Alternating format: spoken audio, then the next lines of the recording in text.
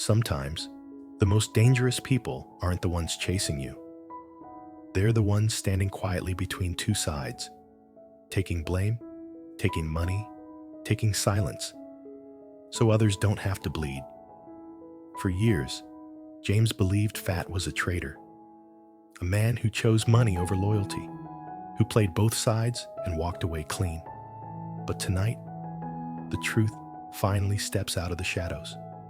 Because the money Phat took wasn't just greed, it was time, protection, a life-saving delay, a son trying to save his mother, and a man trying to keep a family from being destroyed. This is the story of the one person who stood between a ruthless father and the people he wanted to break. Not a hero, not innocent, but someone who chose to carry the darkness so others could survive in the light. This is Phat's truth. Night settled slowly over the farm, wrapping everything in a heavy, uneasy quiet. A single yellow bulb glowed on the wooden porch, barely strong enough to push back the darkness pressing in from all sides. James sat on the steps, elbows resting on his knees, staring into the empty space ahead of him. The farm was peaceful now, but his mind wasn't. Too many unanswered questions had followed him for years, and tonight, he knew he couldn't carry them alone anymore. Footsteps approached from behind. Phat stopped beside the porch pillar, not sitting down, not speaking right away. He seemed to understand that once the silence broke, nothing between them would ever be the same. "Before you ask," Phat finally said, voice low and steady, "there's something I need to say first." James turned toward him. "I wasn't a good man," Phat continued. "Not in the past." James stiffened slightly, but said nothing. "I did bad things," Phat admitted. "Things I'm not proud of. I told myself it was just survival. That money mattered more than morality." He paused, eyes fixed on the dark field ahead. "Everything changed when my mother got sick." James's gaze sharpened. "She collapsed one night," Phat said quietly. "When I got her to the hospital, I checked my wallet and realized I didn't even have enough money to cover the initial tests." His jaw tightened. "For the first time in my life, I felt completely useless." Phat swallowed before continuing. "She asked me a question that night," he said. "She held my hand and asked, 'Is the money you make clean?'" James felt his chest tighten. "I couldn't answer her," Phat said. "I just looked down." Phat let out a bitter breath. "She didn't scold me. She didn't cry. She only said one thing. 'If you keep doing bad things, I would rather not be treated.'" The words hung in the air like a verdict. "That night," Phat continued, "I promised her I would stop. No more dirty work, no matter how poor we became." James finally spoke, voice rough. "And then my father came." Phat nodded. "He came to me right after," Phat said, "with money. A lot of money. Enough to save my mother's life." James clenched his fists. "He didn't ask," Phat went on. "He told me what to do. Break you and Diep apart. Report everything. Control the situation." "So you accepted," James said quietly. "Yes," Phat replied without hesitation. James looked at him. "Why?" "Because if I didn't," Phat said, meeting James's eyes, "he would hire someone else. Someone worse. Someone without limits. Someone who wouldn't care if Diep got hurt." The wind picked up slightly, rattling the bamboo nearby. "I accepted the money," Phat said, "so I could stand in the middle." He explained everything then. How he filtered information, how he delayed plans, how he redirected threats. "Part of that money," Phat admitted, "went to my mother's hospital bills. I won't deny it." James nodded slowly. "But the rest?" Fat continued. I used it to protect you and Diep, to buy time, to pay off people who were getting too close, to make sure nothing crossed the line. James felt his throat tighten. And Cambodia? James asked quietly. Fat looked at him. You think your escape was luck? James turned sharply. If I hadn't prepared the route, warned the right people, and distracted the wrong ones, Fat said, you would still be trapped there, or worse. James stood up abruptly, pacing a few steps before stopping. I thought you betrayed me, James said hoarsely. I know, Fat replied, and I accepted that. They stood in silence until James spoke again. There's something you didn't know, James said. Fat looked at him. When you told me about your mother's surgery, the 600 million, James said slowly. I didn't hesitate. James walked inside briefly and returned with a thick envelope, placing it on the table between them. 500 million VND, James said, for your mother's treatment. Fat froze. I tried to refuse, Fat said quietly, because I knew that money came from your company. And I told you, James replied, that pride means nothing when a mother's life is on the line. Fat nodded, eyes reddening.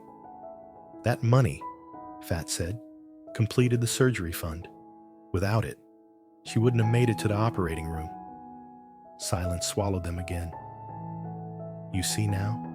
Fat said softly. The money I took, and the money you gave, it all went to one place. James looked at him. Keeping people alive? James stepped forward and placed a hand on Fat's shoulder. Maybe you were a bad man once, James said. But the choices you're making now, those belong to a son who keeps his promise.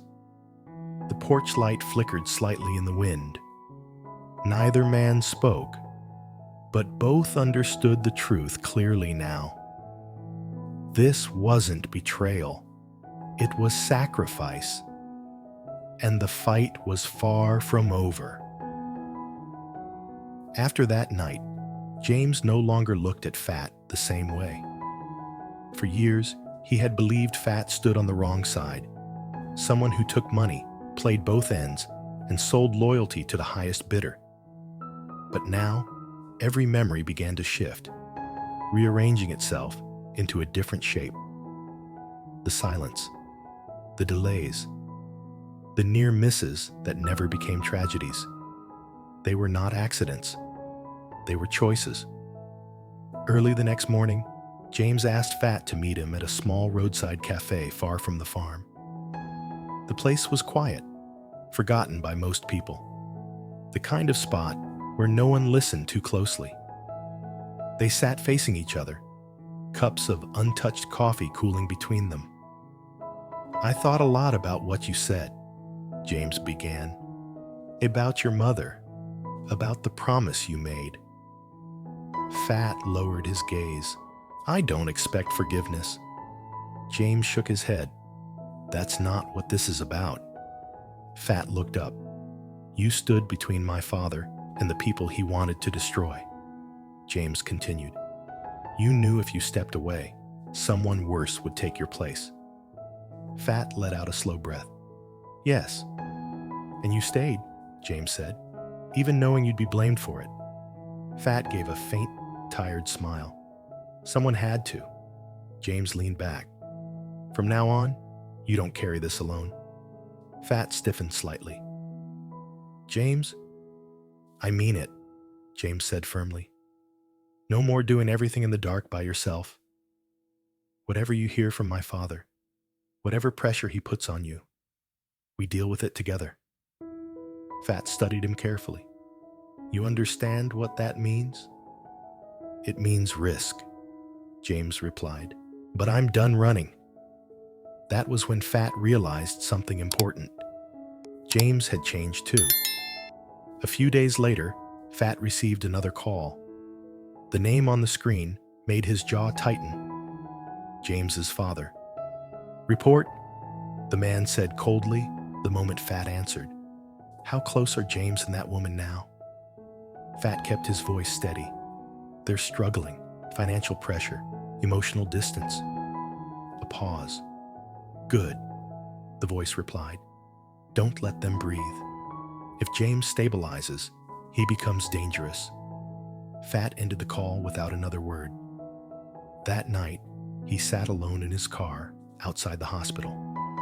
The building glowed softly in the darkness, windows lit one by one like quiet witnesses. Inside, his mother slept after surgery, alive, fragile, breathing. Phat rested his forehead against the steering wheel. The money James had given him had changed everything. Without it, the surgery would have been delayed. Without it, his mother might not be here at all. But that money came with weight, not debt, responsibility. "I won't break my promise," Phat whispered. "Not to her, not to them." From then on, he moved even more carefully. He continued answering James's father's calls, continued playing the role expected of him. But behind the scenes, every conversation was recorded, every instruction documented, every threat logged. When a stranger began asking questions about Diep's schedule, Phat paid someone to redirect attention elsewhere. When rumors started circulating near the village, he spread false leads to push danger away. No one ever knew. Some nights, Phat drove slowly past Diep's home, headlights off, just to be sure nothing felt wrong. He never stopped, never approached. Protection didn't need to be seen. Meanwhile, James worked quietly on his end. Evidence accumulated slowly. Bank transfers, recorded calls, shell companies tied together piece by piece. Each document brought him closer to the truth, and closer to inevitable confrontation. They met again, late one evening back at the farm. "The pressure is increasing," Phat said. "He's impatient."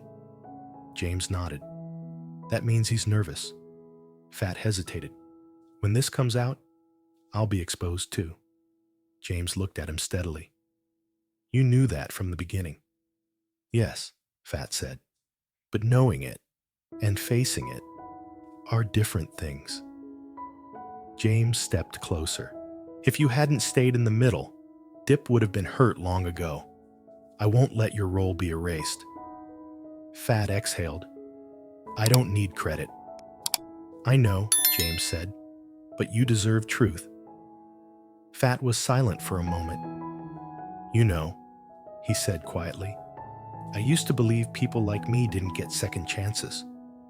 James replied without hesitation. "You took yours the moment you chose your mother over money." Days turned into weeks. Phat's mother slowly recovered.